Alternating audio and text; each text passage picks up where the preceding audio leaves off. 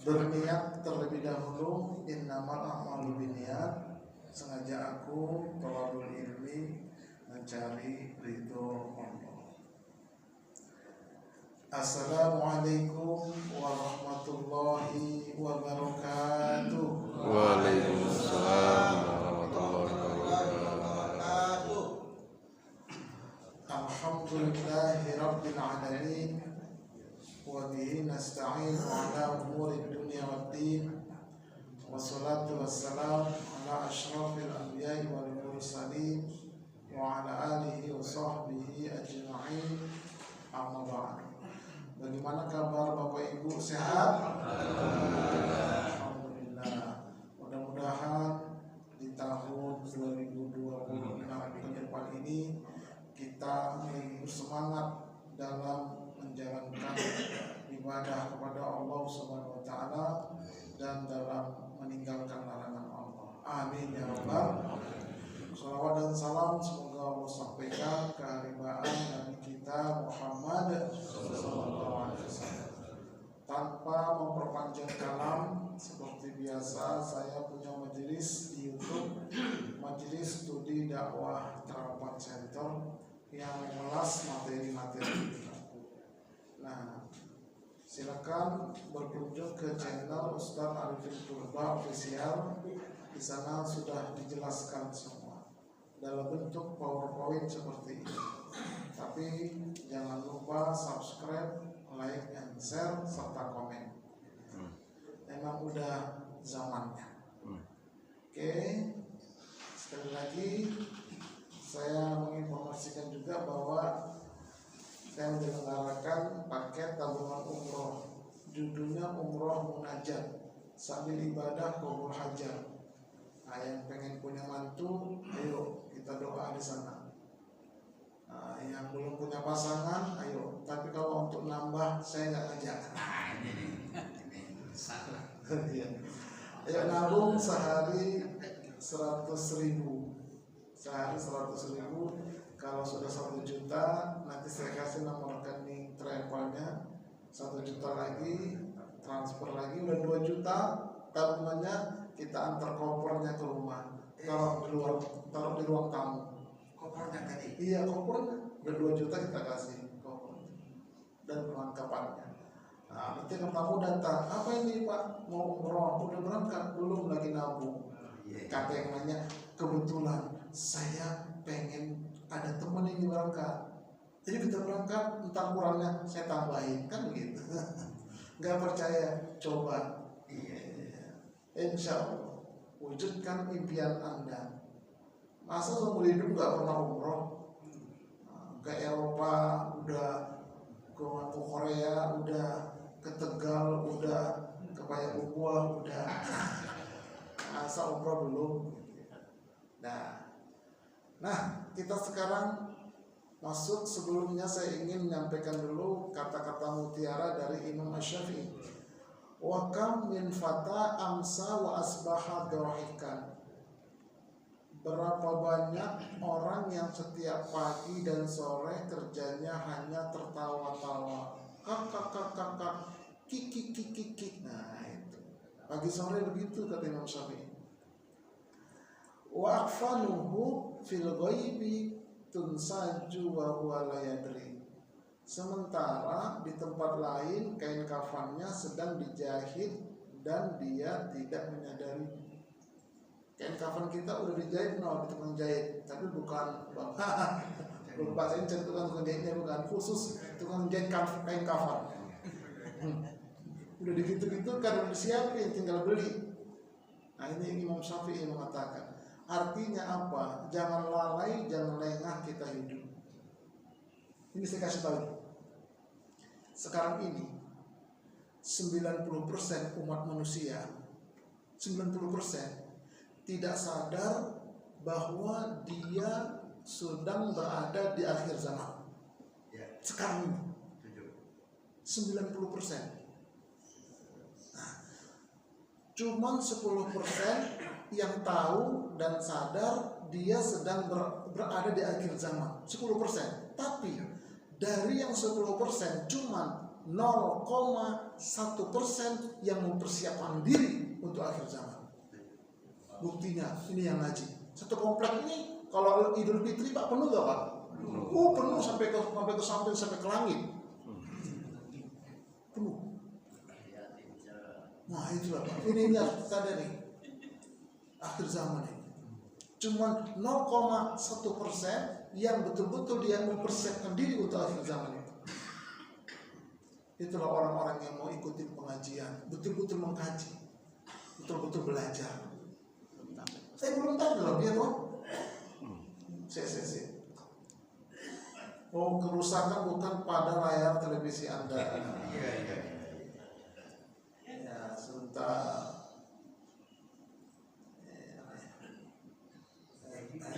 Oh, Bismillah.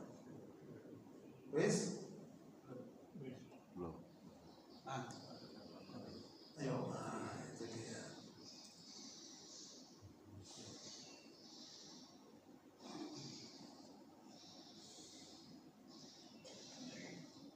Iya itu dia. Iya. Oke ya, yang namanya juga hari purba, zaman purba, banyak lupa. Dan nggak apa-apa, ini informasi tadi ya. Oke, ini tadi. Ini dia. Ya, Imam Syafi'i. Berapa banyak orang setiap pagi dan sore kerjanya hanya tertawa-tawa, sementara di tempat lain kain kafannya sedang dijahit dan dia tidak menyadari. Ya, jadi sekali lagi, yuk mulai hari ini di tahun ini gini lagi. Kalau mau berangkat umroh di bawah tahun 2030, insya Allah masih memungkinkan. Tapi kalau sudah di atas 2030 ke atas, Allah alam. Bukan mendahului Pak. Ya ini sebetulnya kajian khusus ya. Tapi memang begitulah. Nabi sudah memberikan tanabuknya dari banyak hadis. Dah, oke ya. Yuk kita sekarang ngaji ya. Isra Mi'raj. Ini setiap tahun. Tapi yang saya sampaikan ini, ya maaf ya, tidak seperti narasi biasanya. Kita akan kaitkan dengan akal dan qalbu, sebagaimana tema besar kita. Jadi Isra Mi'raj ini merupakan sebuah pola untuk bertemu dan menghadap Allah Subhanahu wa Ta'ala. Jadi Isra Mi'raj itu adalah pola yang dicontohkan Nabi kepada kita umatnya. Kalau tukang jahit pola paham ya? Nomor satu itu pola ya. Ini pun begitu. Iya, kan Rasulullah itu teladan buat kita. Al-Quran kan itu petunjuk. Isra Mi'raj ada dalam Al-Quran. Nabi menjalankan. Nah, itulah sebagai pola untuk menghadap Allah. Bagaimana penjelasannya? Tetap bersama saya, jangan kemana-mana. Perhatiannya. Oke ya. Yuk, nih sebagai pengantar. Ketika Allah menceritakan kisah-kisah luar biasa dalam Al-Quran, tidak satu pun diawali dengan kalimat Subhan. Tidak satu pun. Hanya pada Isra Mi'raj pakai Subhan ada depannya. Yang lain tidak pakai Subhan ketika Allah menceritakan. Contoh, nih. Ketika Allah menciptakan Adam dan menciptakan Nabi Isa, itu kan luar biasa. A'udzubillahi minasyaitonir rajim. Wa idz qala rabbuka lil malaikati inni khaliqum basyaram min salsalin min hama'in masnun. Dan ingatlah ketika Tuhan berfirman kepada para malaikat, Sesungguhnya aku akan menciptakan seorang manusia Adam dari tanah liat kering yang berasal dari lumpur hitam yang diberi bentuk. Dari lumpur hitam diberi bentuk, lalu ditiupkan ruh hidup. Itu kan luar biasa. Tapi tidak pakai subhana di depannya. Begitupun tentang penciptaan Nabi Isa. Inna mathala Isa indallah kamathali Adam khalaqahu min turab thumma qala lahu kun fayakun. Sesungguhnya penciptaan Isa di sisi Allah adalah seperti penciptaan Adam. Allah berfirman, Adam dari tanah. Kemudian Allah berfirman kepadanya, jadilah seorang manusia, maka jadilah dia. Begitupun Nabi Isa. Nabi Adam Allah ciptakan tidak punya bapak, tidak punya ibu. Nabi Isa Allah ciptakan tidak punya bapak, hanya punya ibu. Kan luar biasa itu. Tapi Ustadz, zaman sekarang ada juga anak lahir kayak Nabi Isa. Itulah cerita. Itulah cerita itu. Kata bapaknya. Itulah cerita ya. Nah, nggak masuk dalam bahasa ini. Oke, nah ini. Begitu juga contoh yang berikutnya tentang sejarah Nabi Ibrahim dan Nabi Musa. Qulna ya naru kuni bardaw wa salama ala Ibrahim. Kami berfirman, hai api menjadi dinginlah dan menjadi keselamatanlah bagi Ibrahim. Api yang begitu besar, api yang maha besar ketika itu dahsyat sekali. Raja Namrud dikerahkan seluruh anak buahnya itu bikin api unggun yang paling besar, dipertontonkan kepada seluruh khalayak ramai, dilemparkan Ibrahim ke sana. Nabi Ibrahim tak sehelai rambut pun terbakar. Itu kan dahsyat, tapi tidak pakai subhana.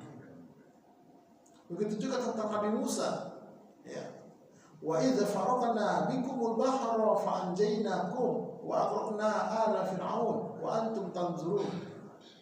Dan ingatlah ketika kami belah laut untukmu, hai Musa, lalu kami selamatkan kamu dan kami tenggelamkan Fir'aun dan pengikut-pengikutnya, sedangkan kamu berdiri sendiri menyaksikannya. Jadi laut dibelah, laut merah itu dibelah, terjadi jalan di tengah-tengah itu. Kan dahsyat itu, luar biasa itu, tapi tidak pakai subhana.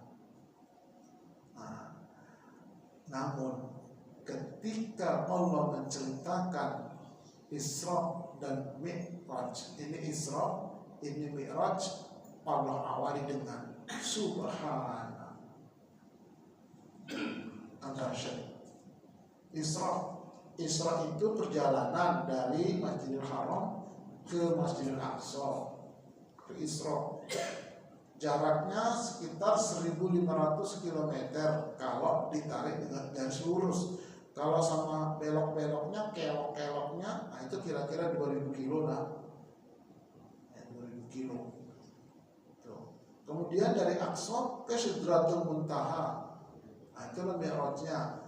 Karena dahsyatnya cerita ini, ya Allah awali dengan subhana. Ini ayatnya. Jadi subhanalladzi asra. Subhanalladzi asra. Luar biasa itu Al-Qur'an ini. Ya. Artinya maha suci Allah yang telah memperjalankan hambanya. Jadi Isra Mi'raj itu bukan maunya Nabi, bukan kehendaknya Nabi, bukan Nabi pelakunya sebagai subjek, bukan, tapi Nabi adalah sebagai objek, maunya Allah. Ya. Jadi Allah lah yang memperjalankan Nabi kita Muhammad SAW, dan Allah pertaruhkan kemahasuciannya bahwa Isra Mi'raj itu benar-benar terjadi, tidak boleh ragu-ragu. Karena sejak zaman Nabi dulu banyak yang ragu, bahkan tidak percaya. Banyak Abu Jahal, Abu Lahab, Abu Janda, dan Abu lainnya. Zaman dulu itu. Karena sampai sekarang juga. Sampai sekarang. Ya, ada yang mengatakan itu mah cuma mimpi, nggak mungkin jasadnya bisa pesawat, kan belum ada pesawat, begitu kata mereka, nggak mungkin. Nah itu kalau dia sudah ragu saja satu ayat Quran, hati-hati, bisa dikelompokkan kepada orang yang murtad. Kenapa? Dzalikal kitabul la raiba fihi, tidak ada keraguan, satu ayat, satu huruf.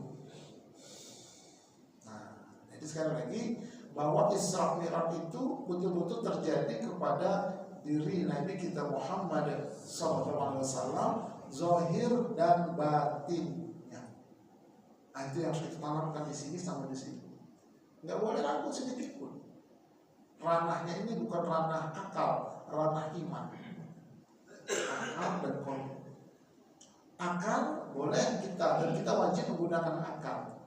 Tapi ada saatnya akal itu tidak boleh digunakan sebagai dasar, harus kepada kolbu iman. Nah itu di situ.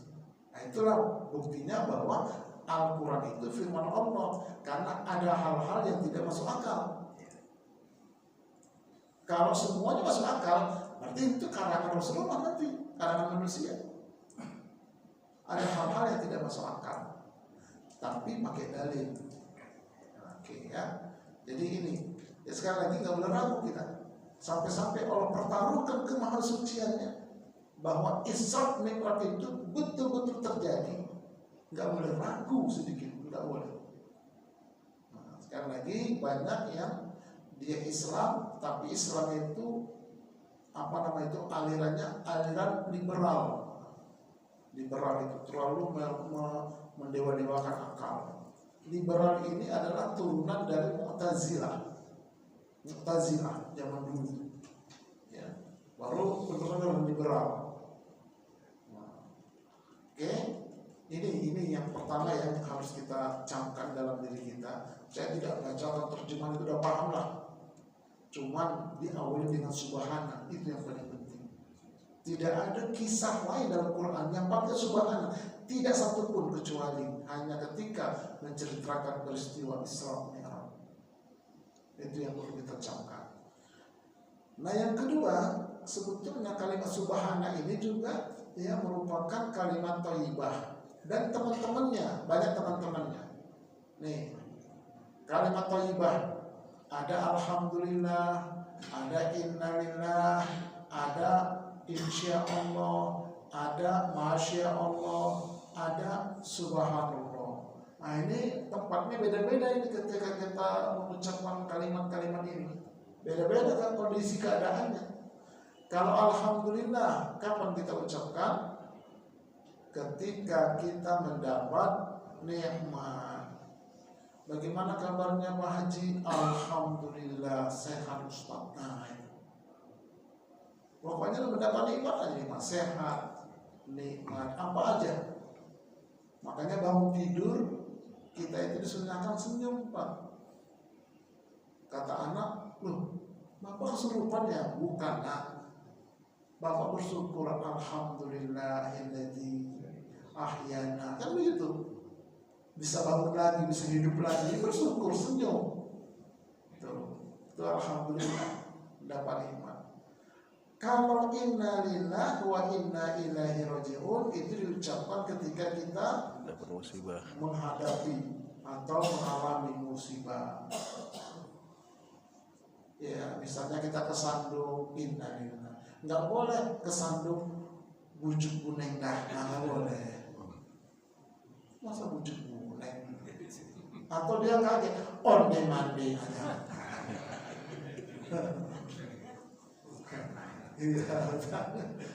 Jadi kalau kita ada musibah itu apapun sekecil apapun ya tetap kita mengatakan inna lillahi wa inna ilaihi raji'un. Kabarnya Pak Haji masuk rumah sakit, inna lillahi. Belum mati, bukan hanya untuk orang mati, untuk musibah.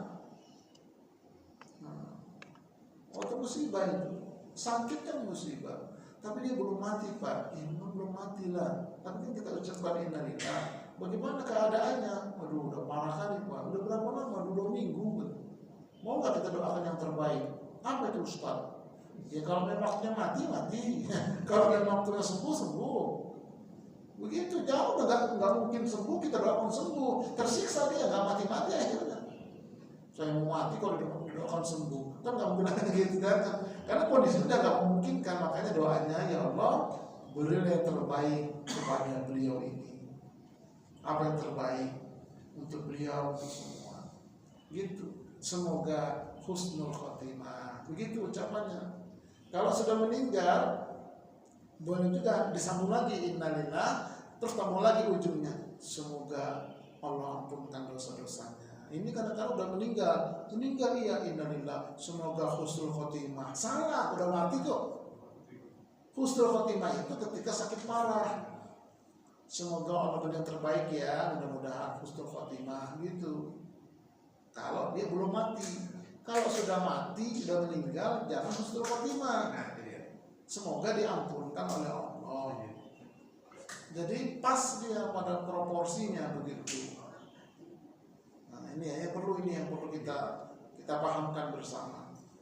Nah kemudian kalimat illa ansya Allah, maksudnya insya Allah. Ini diucapkan ketika kita berjanji.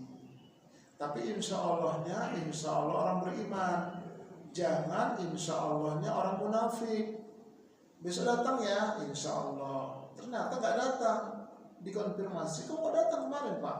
Kan udah insya Allah saya. Nah itu munafik itu. Jadi insya Allah dijadikan alasan untuk tidak datang.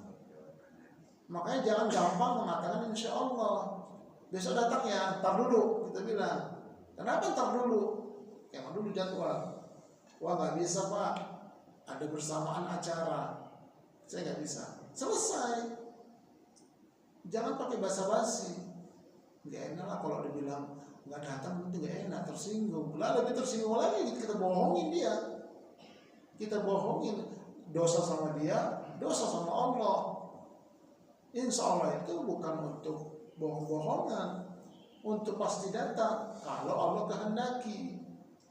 Itu maksudnya. Nanti sekali lagi banyak juga ustaz, kiai, munafik banyak. Terjadwal dia Jumat di masjid kecil, insya Allah. Begitu pagi-pagi ditelepon sama masjid yang gede. Nah, ditinggal yang kecil. Dia pergi yang gede. Kenapa? Amplopnya gede. Dia naik mobil, pulang dari ceramah, pecah 4 ban mobilnya. Dibuka amplop, tekor. Nah, rasanya saya bilang. Banyak kawan-kawan begitu, saya omongin aja. Antum sih, enggak enggak istiqomah, enggak tepat janji. Memang udah dijanjikan ya sudah, jangan diputar-putar lagi kayak yang lain. Nah, kecuali kalau di masjid itu ada dua jadwal ya Jumatan. Ngomong baik-baik, ini ada binaan saya, udah lama nggak ketemu. Saya izin dulu ya untuk yang satu ini ya, kan masih ada lagi nanti 6 bulan ke depan. Oh siap Ustaz. Saya carikan badannya, cari sendiri ya, silakan. Begitu kadang-kadang ngomong kita baik-baik. Beberapa hari sebelumnya. Ini kan kadang-kadang Jumatan ketar-ketir ini khotib, apa ngurus. Mana nih khotib? Mana nih khotib? Tak datang-datang pula dia. Nah, badan belum siap. Nah ini kata pengumuman. Jumatan nggak ada, kita bubarin. Kenapa? Nggak ada khotibnya. Kacau lah. Jangan begitu ya, itu nggak boleh. Jangan munafik itu.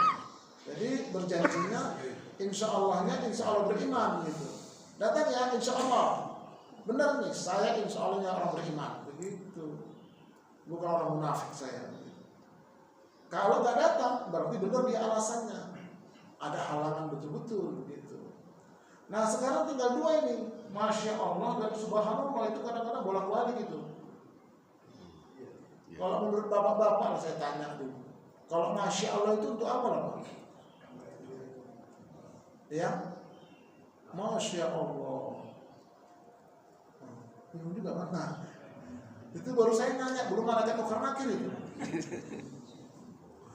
Oke, mari kita lihat ya.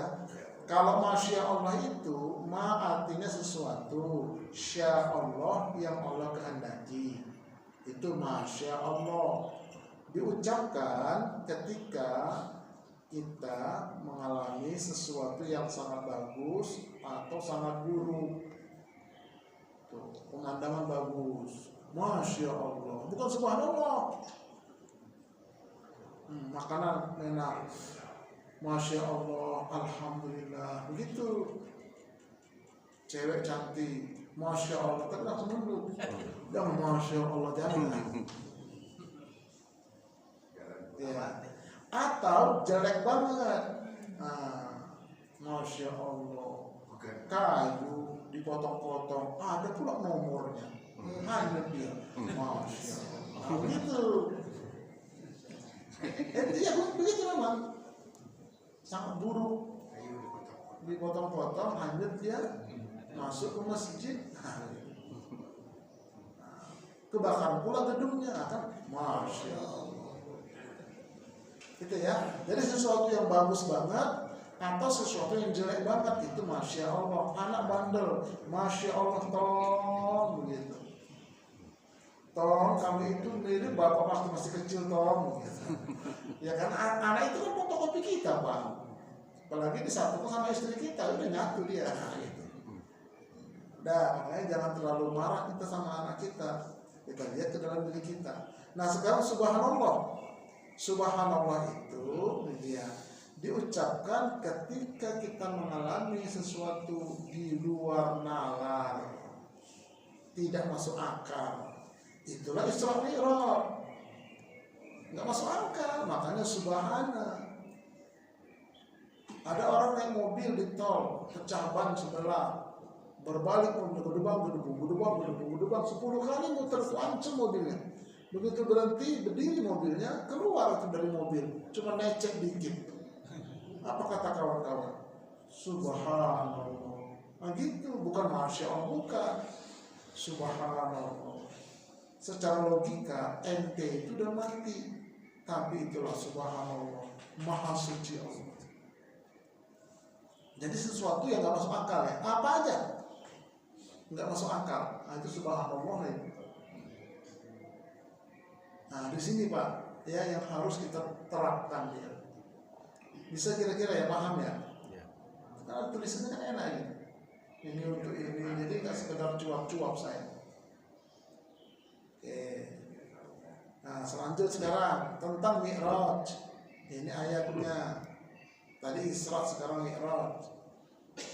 Dan sesungguhnya Muhammad telah melihat Jibril dalam rupanya yang asli. Jibril itu pada waktu yang lain, yaitu di Sidratul Muntaha, di dekatnya ada surga tempat tinggal. Muhammad melihat Jibril ketika di Sidratul Muntaha diliputi oleh sesuatu yang meliputinya, yaitu cahaya warna putih. Penglihatannya Muhammad tidak berpaling dari yang dilihatnya itu dan tidak pula melampauinya. Sesungguhnya dia telah melihat sebagian tanda-tanda kuasa Tuhannya yang paling besar. Itu subhanallah. Subhanallah. Ustaz, ya, malaikat Jibril itu kan besar ya, besar lah. Dari cahaya malaikat itu. Nah, cahaya warna putih. Ini cahaya lampu ini masih biasa, ini cahaya listrik. Kalau cahaya Jibril itu, terang luar biasa. Oke, mari kita lihat lanjutannya. Mi'raj ya. Ini Mi'raj. Nabi dari bumi, yaitu dari Palestina, Masjidil Aqsa. Sana ada satu tempat di sana. Jadi ada terowongan lift, terowongan gaib, lift gaib dari sekitar Aqsa itu untuk naik turunnya barang. Dari atas Ka'bah juga ada lift gaib, tapi naik turunnya doa dan rezeki. Ada 2 lift, 2 terowongan sampai ke Sidratul Muntaha di muka bumi ini. Nah dari bumi naik ke 7 lapis langit, ya, bersama dengan malaikat Jibril. 7 lapis langit naik lagi ke atas 9 lapis aras. Dari 900 aras yang paling atas adalah Sidratul Muntaha. Sidrah tempat muntaha paling mentok, paling ujung untuk manusia. Ini bukan dongeng, ini memang begitu disebutkan dalam hadis dan Quran. Cuman dia ceritanya tidak seperti buku cerita, buku ilmiah, ada catatan kakinya, enggak. Ya. Nah, jadi jarak dari bumi ke langit pertama disebutkan dalam hadis itu jaraknya 500 tahun perjalanan manusia dengan menggunakan kendaraan yang paling cepat yang dimiliki oleh manusia waktu itu. Sampai sekarang yang paling cepat pesawat ulang-alik. Nah itu, jadi terbang dari sini 500 tahun baru nyampe langit pertama. Langit pertama ke langit kedua juga begitu. Makanya kata Allah, wa banaina fawqakum sab'an shidada, kami bangun di atas kalian 7 lapis langit yang kokoh. Setiap langit ada pintu-pintunya. Wa futihatis sama'u fakanat abwaba, dibukakan pintu langit itu, terbukalah pintu-pintunya. Langit pertama terbuka atau Nabi Adam, itu terus dalam hadisnya. Tuh. Nah, kemudian setelah sampai langit ke-7 sudah nyampe, belum masuk ke aras. Aras itu ada 9 lapis. Jarak aras pertama ke aras kedua, jaraknya ya, itu setiap langitnya, jaraknya aras pertama ke aras kedua itu 7 kali kiamat. Nggak masuk akal. Cuma 8 jam ada itu bolak-balik. Sampai di Sidratul Muntaha, malaikat Jibril nyerah dia. Nggak bisa. Saya nggak nyambung ke sana. Engkau sendiri Muhammad. Saya cuma sampai sini nganterkan. Gitu. Kalau saya masuk ke sana terbakar saya. Nggak dapat izin. Nah, baru Nabi Muhammad berbaliklah melihat Jibril itu tadi bentuk yang asli. Ustaz, iya. Nabi Muhammad kan manusia kayak kita. Ya besar dikit orang Arab. Terus melewati tempat-tempat yang maha besar itu, Ustaz. Macam mana ceritanya? Begini, Pak. Kan zaman kita sekarang ini di HP ini kalau kita foto bareng-bareng, Pak. Bapak-bapak kalau foto bareng-bareng di sini, begitu mana fotonya? Yang pertama dilihat foto siapa, Pak? Foto siapa yang pertama dilihat? Foto sendiri kan? Itulah namanya ego kita itu. Begitu rame-rame, Bapak apa itu fotonya supaya kelihatan? Di apa namanya itu? Zoom apa namanya? Zoom out. Digedekan gitu kan? Digedein, tapi kecilin aja bisa. Begitu juga ini, Pak. Jadi bisa jadi alam itu di zoom in kan, dikecilkan sama bisa Nabi bisa jangkau atau Nabinya yang dibesarkan. Gitu. Udah ada di sini.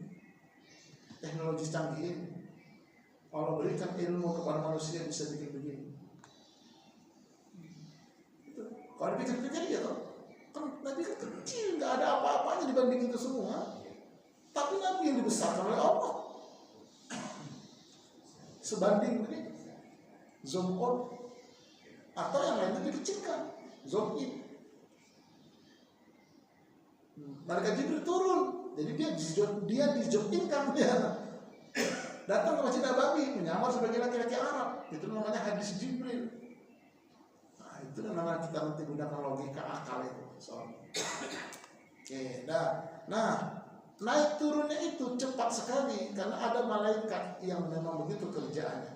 Demi malaikat-malaikat yang turun dari atas dengan cepat dan malaikat-malaikat yang mendahului dengan kencang. Tiap hari sekarang ini ada malaikat turun begitu terus tiap hari.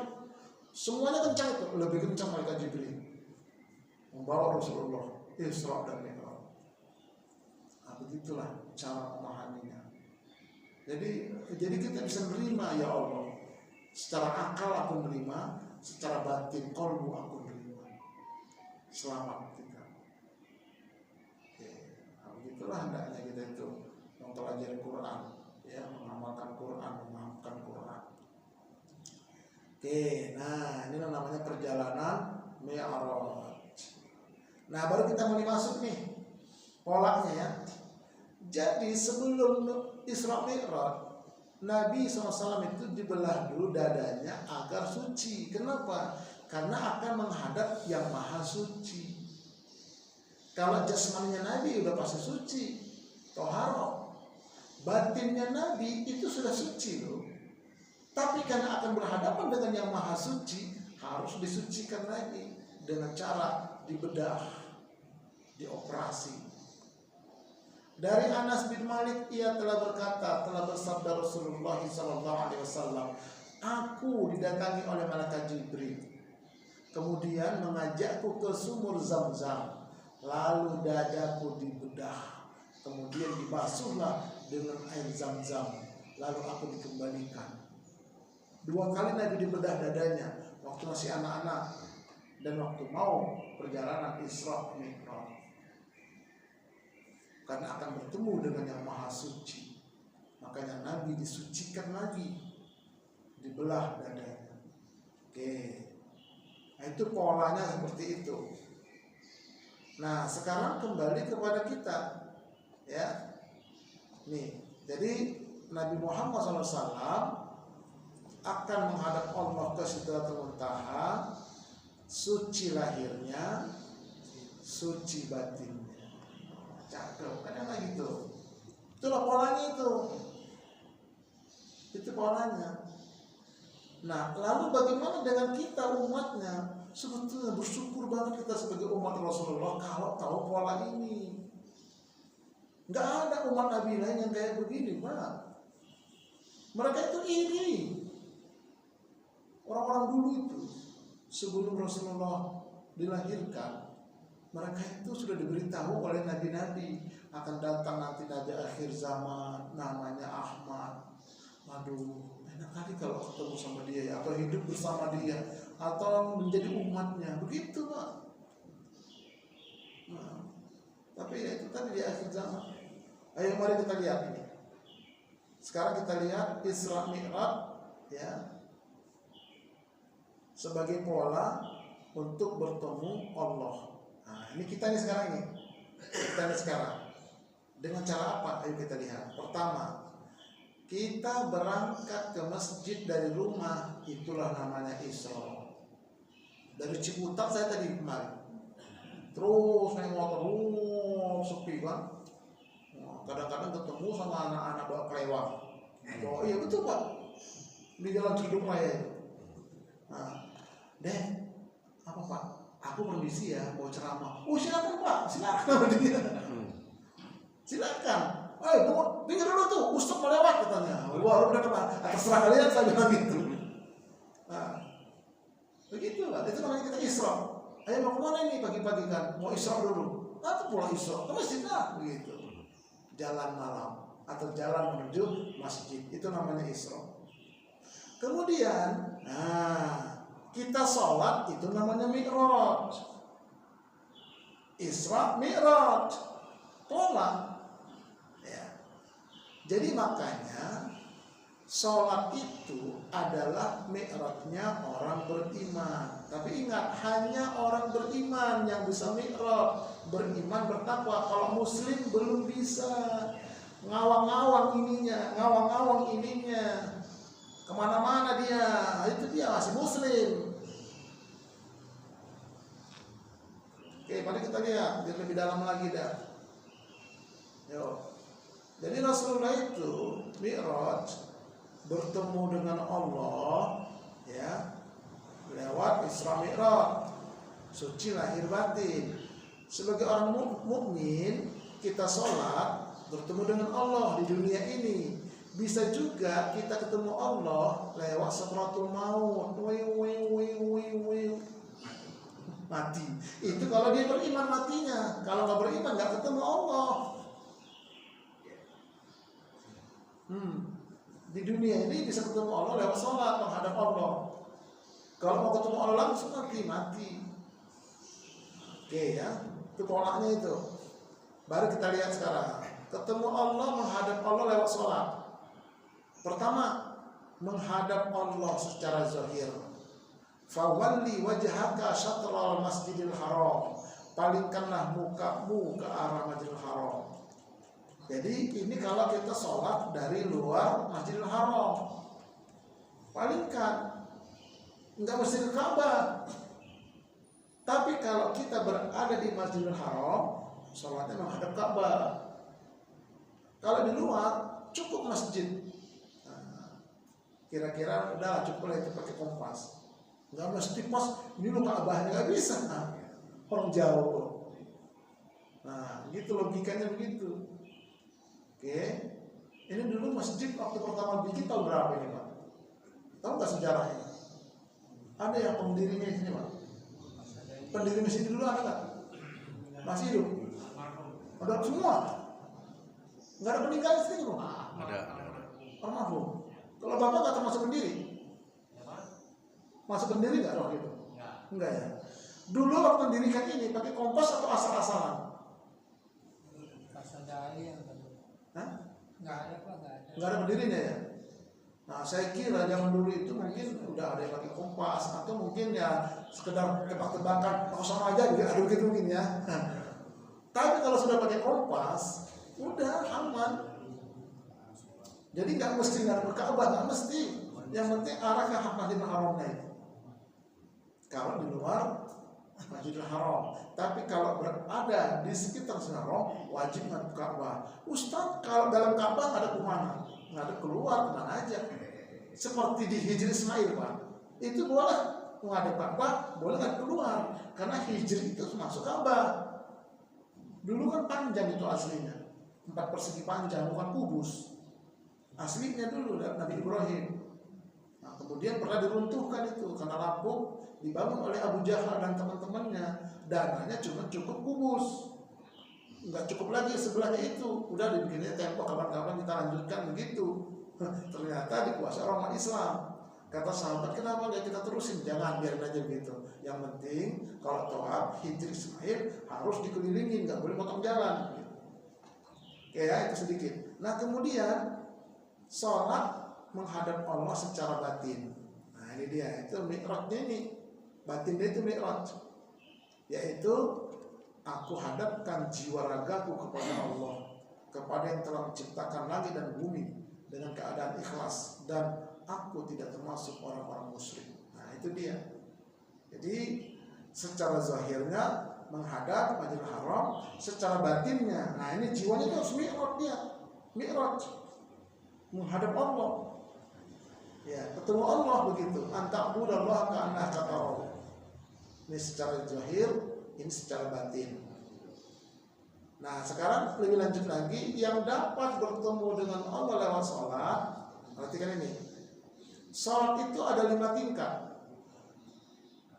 Yang paling bawah sholat sahun, lalai jiwa dan pikiran. Yang nomor 4 sholat khusyuk, tumakninah dan tartil masih pintu gerbang. Jadi khusyuk ini masih di pintu gerbang, belum masuk dia.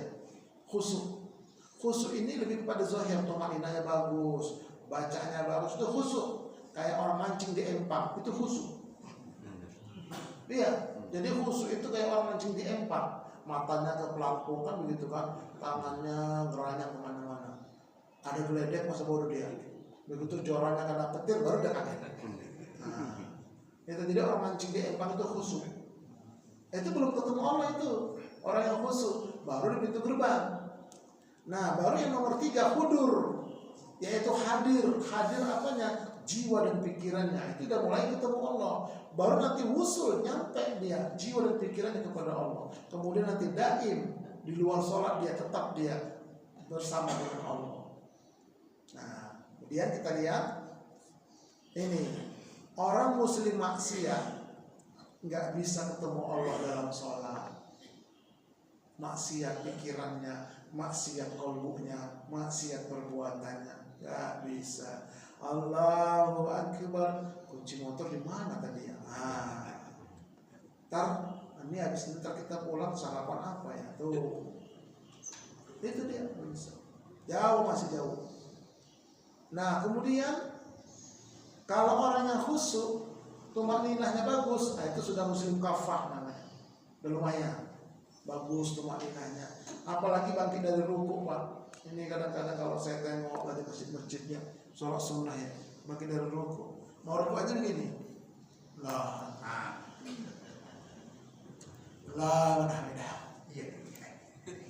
Jauh itu. Kayaknya saya punya buku itu, apa namanya, itu pelatihan sholat khusyuk saya punya. Nanti bulan Ramadan kalau mau bikin kita pelatihan dari zuhur sampai buka puasa, nah saya siap, ada materinya. Kita beresin dulu sholat kita. Zuhur itu nggak bener, apalagi batinnya jauh. Padahal di akhirat yang pertama diperiksa adalah sholat. Nah kemudian hudur wusul daim. Inilah seorangnya orang mukmin dan orang muttaqi. Makanya kata Nabi, anta'budallaha ka'annaka tarahu, fa in lam takun tarahu fa innahu yaraka. Bahwa engkau menyembah Allah seolah-olah engkau melihat Allah. Jika engkau belum mampu seperti itu, yakinlah engkau sedang diawasi oleh Allah. Itu namanya hadir jiwanya, hadir pikirannya. Itulah orang mukmin, orang muttaqin. Salatnya hudur, salatnya wusul, salatnya daim. Kalau muslim kafah baru khusyuk. Kalau muslim maksiat ngawang-ngawang. Nah makanya muslim maksiat itu tidak dapat menghadap Allah ketika sholat. Kenapa? Batinnya masih banyak kotoran-kotoran penyakit. Fi qulubihim marad fazadahumullahu marada walahum adzabun alim bima kanu yakdzibun. Dalam kalbu mereka ada penyakit, lalu Allah tambah lagi penyakitnya, dan bagi mereka siksa yang pedih disebabkan mereka berdusta, enggak mau tobat, enggak mau memperbaiki, enggak mau membersihkan. Itu penyakit. Ya. Nah makanya wajib dibersihkan itu. Nah bagaimana membersihkannya Ustaz?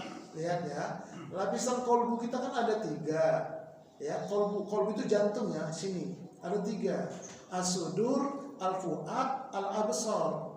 As-sudur itu di luar, al-fuad di tengah, al-absar di dalam.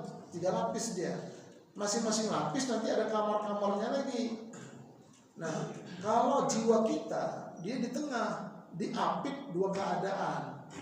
Jiwa kita yang sedang ngomong itu jiwa itu, sedang ngomong, sedang mikir, itulah jiwa, bukan ruh. Kalau rohani itu yang mengatakan kalau kita jiwa kita ingin berbuat salah, ruh bilang jangan, itulah nurani yang paling dalam.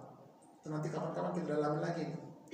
Oke, nah jiwa kita diapit, disudur keburukan dan kegelapan.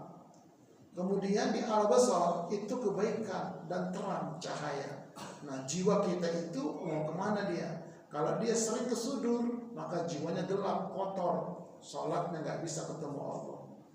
Tapi kalau dia sering mainnya ke dalam, jiwanya terang, maka dia sholat, dia akan ketemu dengan Allah. Bisa hudur dia. Oke ya, makanya kata Allah, fa'alhamaha fujuraha wa taqwaha. Allah ilhamkan ke dalam diri manusia itu fujur keburukan, takwa kebaikan, sepasang di sini. Nah, makanya tergantung kita. Qad aflaha man zakkaha, beruntung orang yang membersihkan qalbunya. Oke ya, hati-hati jangan sampai jiwa kita itu mainnya keluar melulu. Sering-seringlah main ke dalam. Artinya apa? Ngobrol sama rohani.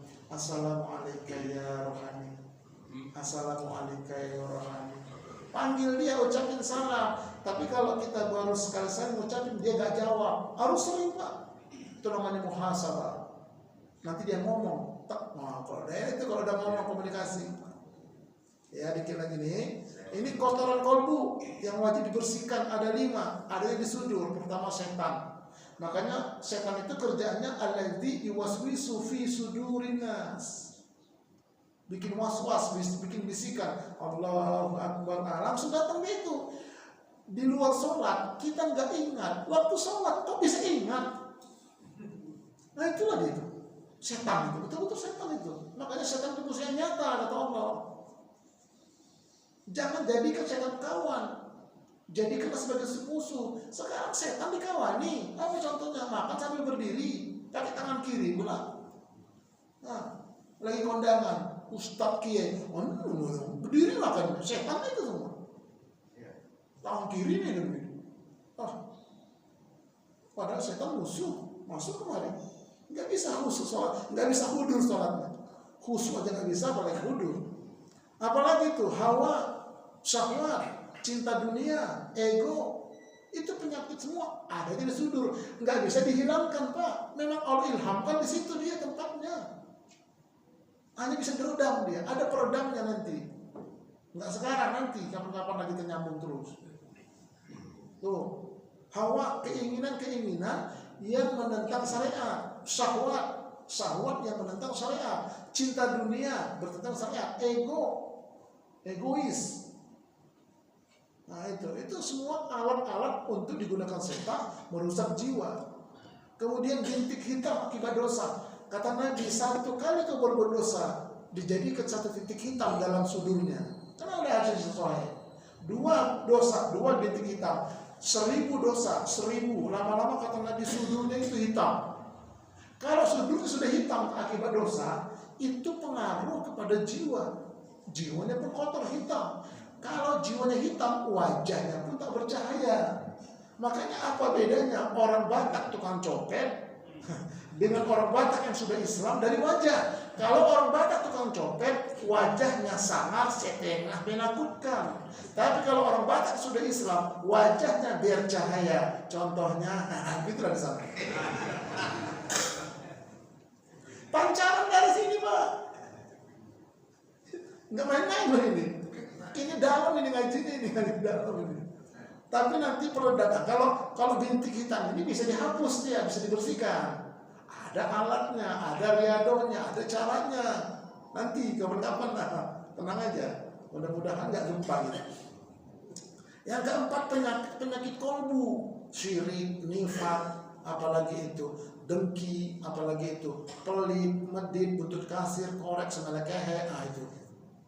Korek, apalagi itu bahasa Padangnya. Nah itu penyakit semua itu. Itu penyakit semua. Kalau banyak penyakit begitu nggak bisa dia sholatnya hudur, dia ketemu Allah nggak bisa, Pak. Kalau nggak diberesin itu. Nah kemudian jin korin, ada jin korin dalam diri kita. Jiwa kita kotor. Nah jin korin itu nanti ngundang jin lain. Itulah dia, ya. Oleh karena itu kata Allah, qad aflaha man zakkaha wa qad khaba man dasha. Sungguh beruntung orang yang mensucikan jiwanya dari kotoran itu. Rugilah orang yang mengotorinya. Mensucikannya dengan apa? Ngaji kita, belajar kita. Ngotorinya itu nggak mau ngaji, nggak mau belajar. Oke, kita lagi ya. Ingin bertemu Allah di akhirat. Nah sekarang kita ke akhirat ini. Hati-hati. Banyak orang yang tidak bisa jumpa Allah di akhirat. Kenapa? Masuk neraka. Kata Allah begini, wa man kana fi hadhihi a'ma fa huwa fil akhirati a'ma wa adallu sabila. Barang siapa yang buta kolbunya di dunia ini, buta hatinya, buta jiwanya, niscaya akhirat nanti dia akan lebih buta pula dan tersesat jalan, nggak bisa ketemu Allah di akhirat kalau nggak diperbaiki di muka bumi. Yang bisa ketemu Allah adalah yauma la yanfa'u malun wala banun illa man atallaha biqalbin salim, yaitu di hari harta dan anak-anak laki-laki tidak berguna kecuali menghadap Allah dengan qalbun salim. Qalbun salim adalah qalbun yang bersih dari kotoran tadi, diredam, disucikan. Nah, oke. Bagaimana pembersihannya? Ini dia, ini solusinya secara global ya. Pertama, tanamkan ilmu ke dalam al-absar. Tanamkan iman, tanamkan takwa. Ada malaikat silaturahim sama malaikat, ada ruh silaturahim sama ruh. Ilmu gunanya menuntun jiwa, makanya kita wajib belajar ilmu agama. Masukkan dari akal, masukkan ke dalam al-absar, menuntun jiwa. Iman sebagai benteng jiwa. Iman itu benteng jiwa, Pak. Makanya ada lagunya, hanya iman di dada yang membuatku mampu selalu tabah menjalani. Nah itu iman itu. Kata siapa itu? Nikardila. Itu ya. Takwa itu apa? Pakaian jiwa. Makanya kita suruh puasa supaya takwa. Tapi nggak takwa. Kenapa? Puasanya nggak benar. Nah kemudian malaikat ini adalah pelindung jiwa. Kemudian ruh itu adalah cahaya jiwa, menerangi jiwa. Itulah salah satu solusinya nanti supaya sholat kita bisa ketemu Allah. Tapi secara global ini. Nah kemudian riadah selanjutnya adalah baca Al-Quran, menambah iman dan melembutkan jiwa. Tiada hari tanpa baca Quran, walaupun 1 halaman. Gak usah bolak-balik 1 halaman tiap hari. Ayo sama-sama kita. Kemudian puasa membersihkan kotoran jiwa. Kalau puasanya dijiwai, Kemudian IZS, infak, zakat, sedekah, mensucikan najis jiwa. Ada kotoran jiwa, ada najis jiwa, beda itu. Kalau najis itulah dia riya, ujub, takabur, iri, dengki. Kalau kotoran-kotoran jiwa itulah dia perilakunya, itu pembersihnya itu. Kemudian kurban, membaguskan jiwa. Kemudian umroh dan haji, menyempurnakan jiwa. Mengikuti pengajian seperti ini mencerahkan jiwa. Kemudian sholat menenangkan jiwa kalau sholatnya dijiwain. Kemudian zikir, doa, sholawat menenteramkan jiwa. Kemudian istiqomah mengokohkan jiwa. Kemudian taubatan nasuha, membersihkan secara total qalbu dan jiwa kita. Panjang masih perjalanan, Pak. Ini globalnya saya sampaikan. Baru nanti kapan-kapan kita rinci satu-satu. Udah ditutup lah itu layarnya selesai. Udah gitu aja ngaji, nggak usah lama. Biar pendek masuk semua daripada panjang. Masuk selalu tak enak. Ayo silakan, ada pertanyaan. Silakan. Dengan bacaan tadi Pak ini, subhanallah, insyaallah, astagfirullah. Apa dalam keadaan mengalami keadaan itu harus diucapkan? Iya, sebagai seorang muslim yang beriman, dia harus mengucapkan kalimat-kalimat itu, kalimat thayyibah. Ya, karena Nabi mengajarkan seperti itu. Nggak boleh diganti dengan kalimat lain, Pak. Ini harus kita ucapkan. Mendapat nikmat, alhamdulillah. Berjanji, insyaallah. Diucapkan. Itulah ciri-ciri. Makanya kan nanti orang beriman itu ciri-cirinya lisannya itu berkata yang baik, ucapannya itu ucapan yang baik. Kalau enggak bisa mendingan diem, no comment. Itu orang beriman. Jadi yang keluar dari lisannya itu adalah ucapan-ucapan yang baik. Harus begitu memang. Tapi diucapkan dengan zahir batin. Jangan basa-basi. Ya, jangan basa-basi. Makanya mengucapkan selamat Natal disebabkan akidahnya iman. Kenapa? Dari kita yang mengakuin dong bahwa Yesus itu anak Tuhan beranak. Padahal Quran mengatakan enggak. Nah, itu. Gitu. Jadi harus hati-hati ucapan. Sama istri dibilang ku cerai kok, jatuh itu. Ku talak kau sebanyak pasir di lautan. Hancur itu. Berapa banyak pasir di lautan? Jadi hati-hati ucapan Pak ya.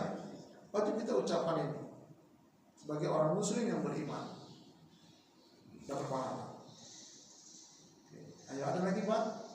Silakan. Kalau kita mengalami musibah yang di luar nalar, Iya. kita mengucapkan yang mana, Innalillahi atau subhanallah? Contohnya apa musibahnya?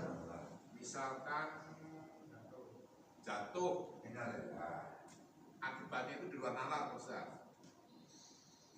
Parah, padahal itu sepele gitu, Ustaz. Sepele jatuh di luar nalar, Tapi akhirnya akibatnya parah, meninggal kan? udah sampai setengah mati aja, Ustaz. Sekarang gini, kalau secara wajar itu jatuhnya nggak parah, tapi akibatnya parah, gitu. Ya. Nah seperti itu makanya kita katakan subhanallah. Ini Kalau kalau musibah, subhanallah, Ustaz. ya, lah iya, karena itu semua kehendak Allah.